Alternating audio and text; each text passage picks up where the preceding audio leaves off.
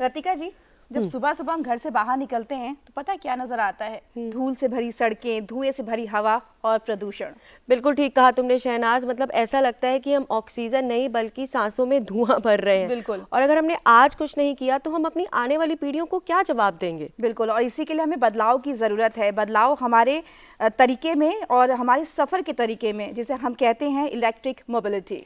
बिल्कुल, इलेक्ट्रिक वाहन जो है ना वो आवाज़ करते हैं ना ही वो धुआं छोड़ते हैं, बल्कि अब क्या होगा, जो सफ़र है वो भी आरामदायक होगा और प्रकृति भी सुरक्षित रहेगी।